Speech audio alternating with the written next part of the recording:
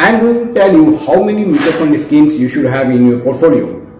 If you are a mutual fund investor and holding more than 3 or 4 schemes in your portfolio, it might be a big mess for you when you are going to redeem it. It will be clear to you at the end of the video why I am saying this.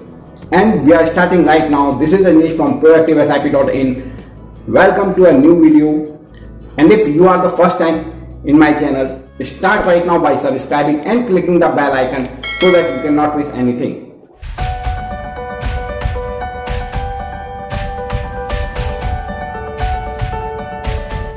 Basically, we are selecting many mutual fund schemes to diversify our portfolio.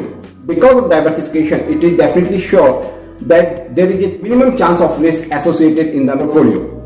If you have 1 or 2 schemes which are not performing well and others are performing well, then your portfolio may not fluctuate too much. But excess diversification sometimes destroy your growth. Mutual fund schemes almost have 30-40 stocks in their portfolio, which represents the well-diversified portfolio.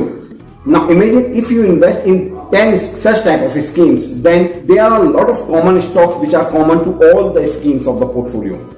The growth of an individual stocks might be excellent, but because of this overlapping, the growth of your portfolio may not be as the growth of an individual stock.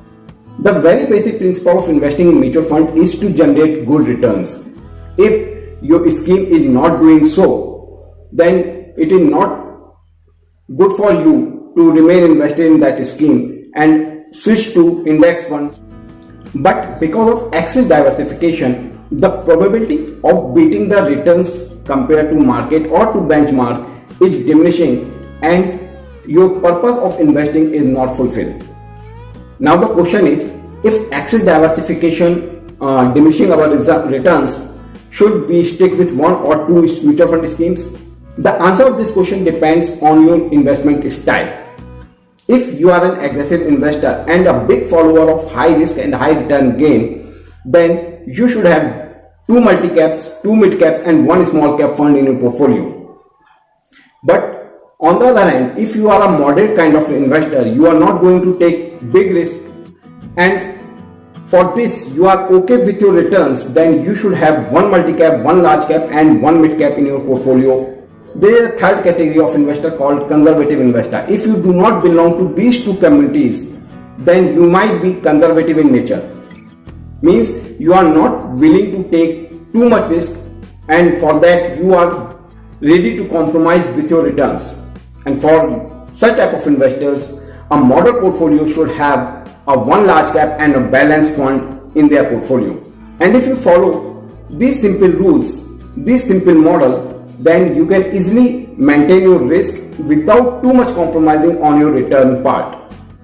Nowadays, I am scanning many portfolios in which investor always ask, sir, my portfolio is not growing as per the market. Market is growing by 12%, but my portfolio is surged by only 8 or 9%. And in most of the cases, excess diversification is the basic reason for that.